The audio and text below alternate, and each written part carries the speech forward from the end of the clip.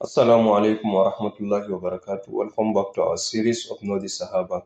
Today, inshallah, we'll continue with Salama, who is one of our mother.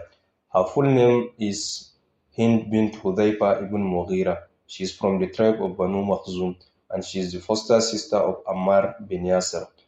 Salama is of the first batch of converts together with her husband Abu Salama, and they are the first family to migrate to Abyssinia.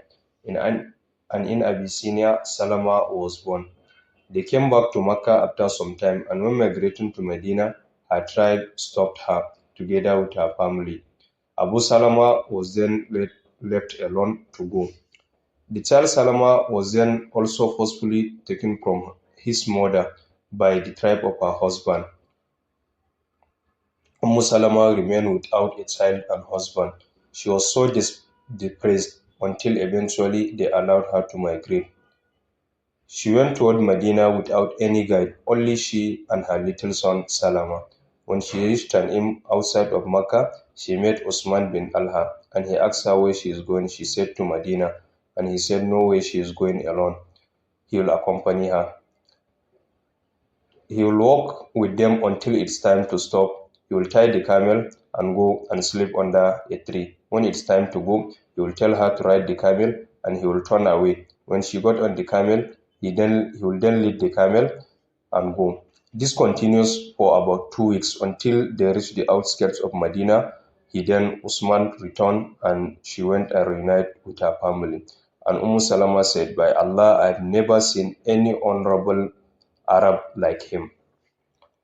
Abu Salama passed away after Uhud in the Jumad al-Akhir of the 4th year of Hijrah. After that, Salama got many proposals from the greatest of the companions, but she turned all of them down, saying nobody can replace Abu Salama. Then the Prophet ﷺ proposes. She did not accept it immediately, but she said, O Messenger of Allah, I am full of jealousy and I am no more young and I have children.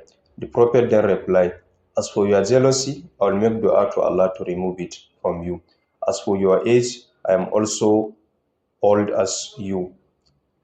As for your family, they will be my family. So Salama accepts the proposal.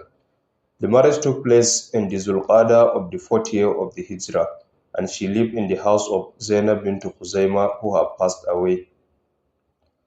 Salama was known for her wisdom and intelligence. She had the reputation of being the most foresighted and visionary among all the wives of the Prophet ﷺ, and this was demonstrated in number of incidents in the Sirah.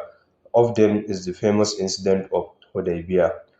Salama became of the copious narrators of hadith. Among the women, she is second only to Aisha radiallahu anha. She narrated over 280 ahadith from the Prophet sallallahu alaihi wasallam. And Salama is of the few who saw Jibril, and she saw him in the form of Dihya al-Kalbi. Later on, the Prophet sallallahu alaihi wasallam told her that it's Jibril. Salama lived until the time of Yazid ibn Muawiyah, and she is the last of our mothers to pass away in the year 61 Hijrah, and she is around 90 years old. May Allah give us the wisdom and intelligence of Salama and allow us to meet her in Jannah. Amin ya Hayyu ya Qayyum. Wassalamu alaikum.